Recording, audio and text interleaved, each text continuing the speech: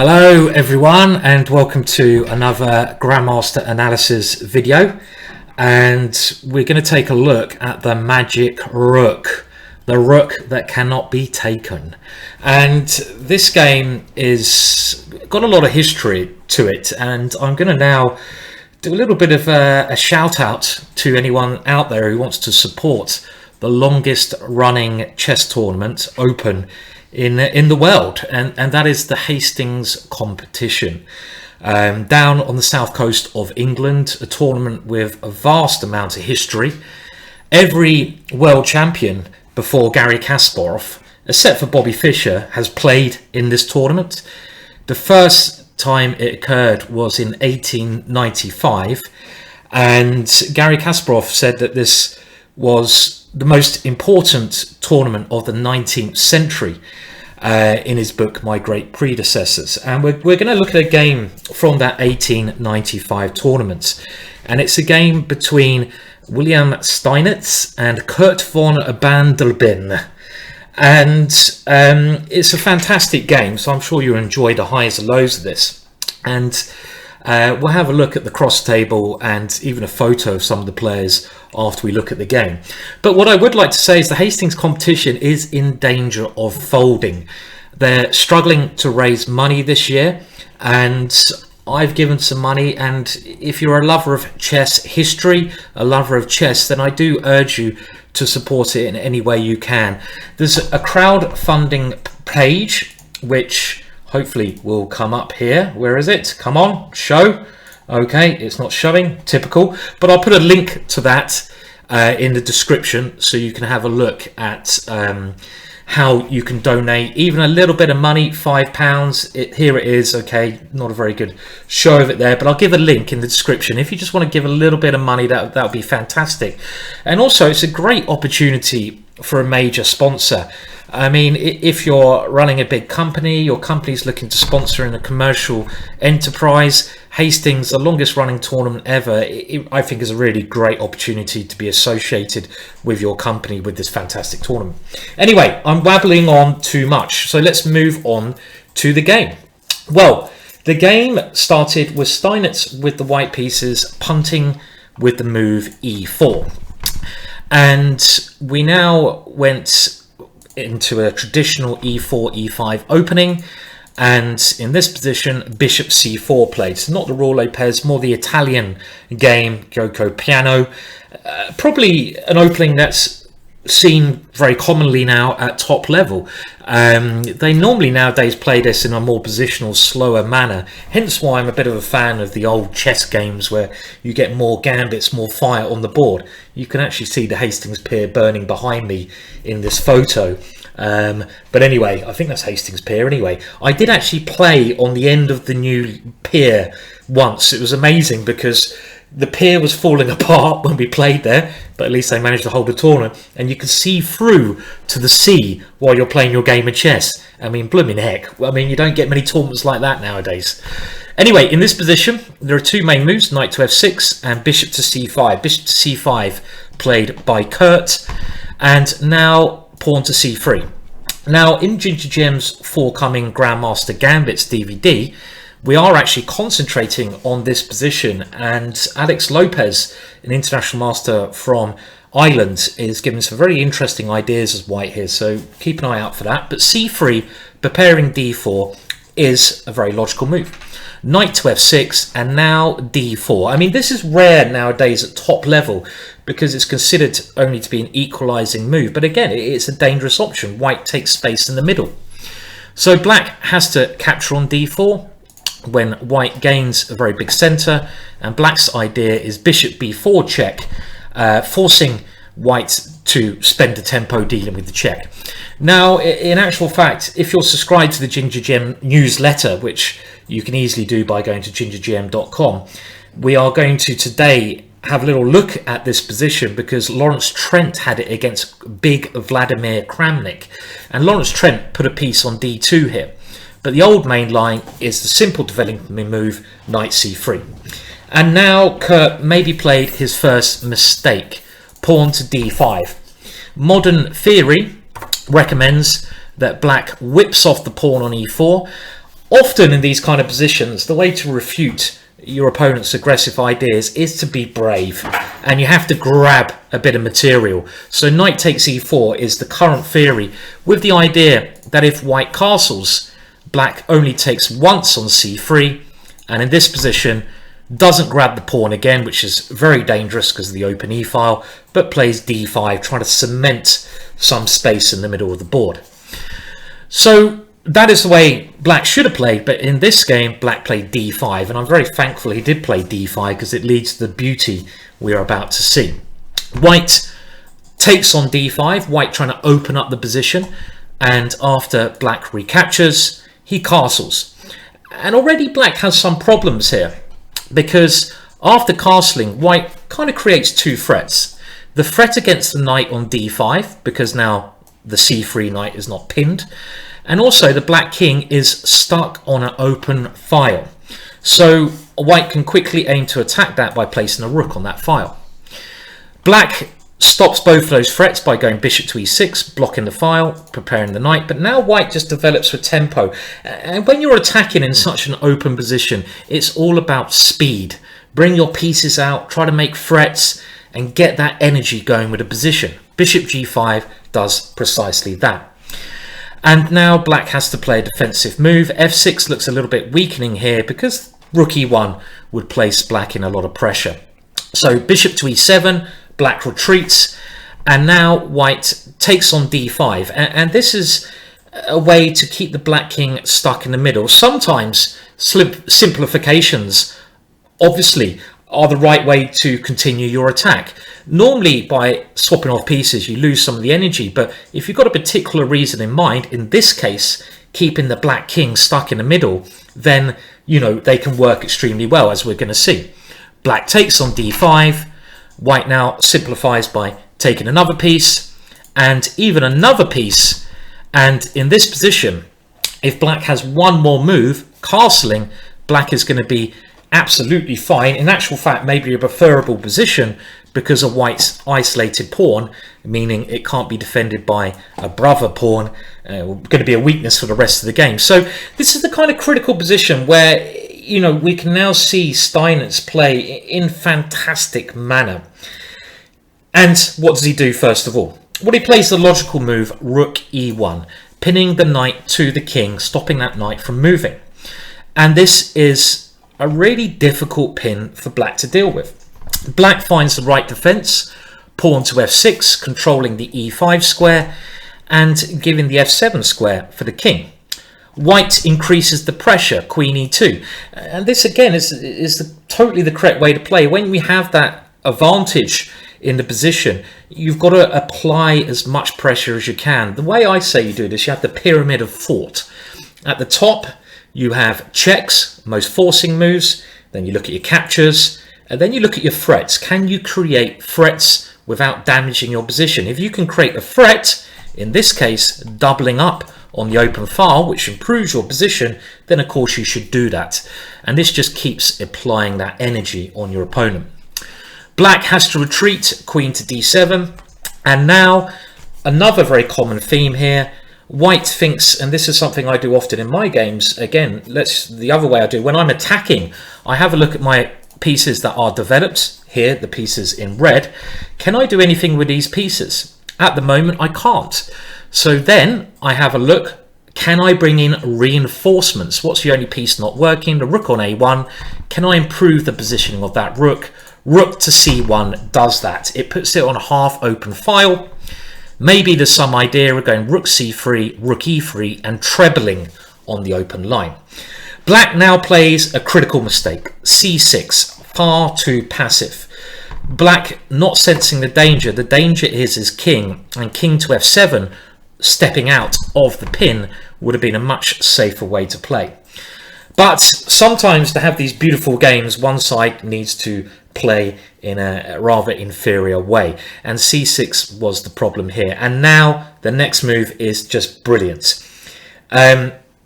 d5, a fantastic pawn sacrifice. This is a great move. It's what we call a square clearance sacrifice and also a line clearance. it goes back to that thing I was saying about finding the best energy for your pieces and looking at how you can use them. And now, after pawn takes d5, the knight has this great square on d4. And that knight has good ways to jump into the position, e6 and f5 being the most logical. Only now does black play king to f7, but his position is getting very dodgy because the white knight jumps in to this important square. The immediate threat here is rook to c7, which would completely implode the position for black. Black would not be able to handle this move. So black has to fight for control of the open c file. Rook on h to c8. And now it's about that little formula I said before, the pyramid. Is there any good checks? Not really. Any good captures? You don't really want to swap rooks. So what do you do next? Create threats. Do that with your pieces that are developed, and queen g4, threatening g7, increases the pressure. Black plays g6, and now there is a good check, and the good check is knight g5, because the black queen is undefended. Black's next move is forced, king to e8, and here we have the Hastings fireworks. I do remember some fireworks down in Hastings myself, mainly from raving on that pier in about the year 2000. I think some lunatics were letting off fireworks around 2 o'clock in the morning. I think there was even some people being thrown off the pier, if I remember, the good old drum and bass days. Hastings was a very unique place, let's just put it that way. A beautiful old town, and it's a beautiful, beautiful city in my eyes. But anyway, the fireworks start. Can you see how we can keep this attack going? And the next move really is a key test, I think, that maybe a lower rated player wouldn't see, but without this next move, white has no advantage. And it's a great demonstration of pushing through energy, pushing through the initiative. You have to keep seeking opportunities. You can't let things fade away. It's like a fire. You have to keep that fire burning. And in this position, look for those checks and captures, and rook e7 check is the killer move. This leaves black in a very difficult situation. If the queen takes the rook, rook takes c8 will force a winning position, as you can clearly see here. And if we go back, what happens if king takes e7? Well, now the correct way to play would have been rook to e1 check. Normally, 3 attacking pieces, knight, queen and rook, versus a rather lone king is enough to really win the game, and that would be the case here. Because if king d8, there's only 2 options to keep hold of the black queen. Knight to e6 check, then knight to c5 check, a discover check wins the queen. And if the king bravely comes to d6, the queen can move over to b4 with check. And if king c6, rook c1 is mate. And if rook c5, rook to e6 wins all the pieces, throwing that rook in with a check. So after this rook e7 check, there's only one option, and it's the bizarre king to f8 move, a very unique position. And funnily enough here, it's not so easy for white, because there's a back rank issue. You can't play something like queen takes queen, because Kleplonk, rook c1, oh dear, to the white king. So this position is now something quite magical. Look at this white rook, and this is why this has been called the Magic Rook game. I saw ChessBase have coined it this. Just watch this rook. Rook to f7 check. And this rook can still not be taken, because if it is taken, rook takes c8 will win everything. And there's only one option here, and that is king to g8. Black has to hope that his counterattack against c1 and against the white queen is actually going to win the day. So what does black play now? What does white play now, excuse me? Rook to g7 check, a simply astonishing move. And again, we're just trying to create weaknesses with black's king here. And in this position, it's getting awfully tricky for black now to defend. And this rook cannot be taken. If it's ever taken by the king, queen takes d7 is now check. So you don't have to worry about your rook on c1. Amazing tactics here. And it has some beautiful aesthetics here, this position as well. If queen takes, we have rook takes c8, check again, because now the white queen has a free route to that rook. And if king to f8, well, one way we can win is knight takes h7, check, and next move we will take the queen with check. So the position now is diabolical for black. He has to play king to h8, and now that rook finishes its glorious destruction of black's position. Rook takes h7 check. And now we had a very funny situation. In this position, the player of the black pieces, Curt, we'll call him Curt von, he did a very naughty thing, which I've seen a Grandmaster do myself, and it's not very impressive. Instead of resigning, he disappeared. He simply got up, probably went to the local pub, the Pig in Paradise, downed his sorrows and let his clock run down to 0. The poor old Steinitz, well, I wouldn't say a poor old Steinitz because he played a beautiful game, had to sit there for a couple of hours until his clock, his opponent's clock, had run out. Now, I wouldn't recommend you do this, but what a way to lose a game. And I think Curt explained this afterwards, that he didn't want to hear this crowd go wild when he put his hand out. And I understand this. I hate resigning, don't we all? And I've had some experience of resigning and people cheering. It's not very nice when someone cheers when you resign. You're like, bloody hell, can't you just be quiet, you bastard?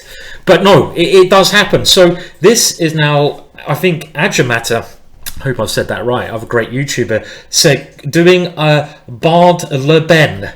And I probably said that wrong as well, but you know what I mean. But anyway, a fantastic game. And why did he resign here? Well, he resigned because, again, the rook could not be taken. And if the king moves to g8, how does white actually win? And the way that white now wins this position is by going rook g7 check again, this magical rook. And after the king goes here, we can now play queen to h4 check, forcing black to take the rook, but allowing the white queen into h7 with check.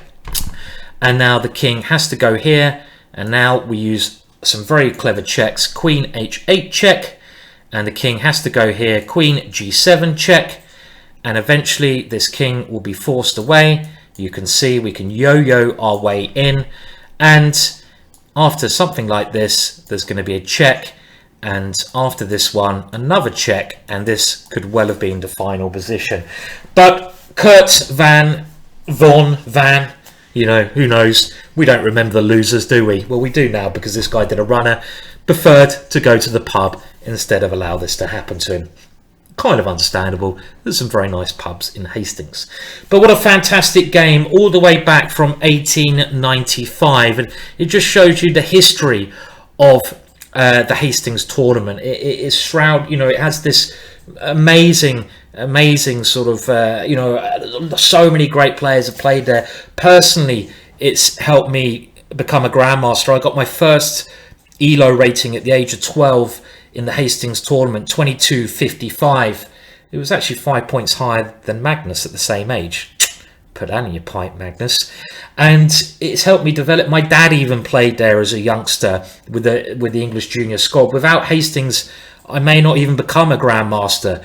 I got a Grandmaster norm there. I got my rating up there, and it's helped me develop. So I've given some money. If you can give a little bit to the tournament, then please do.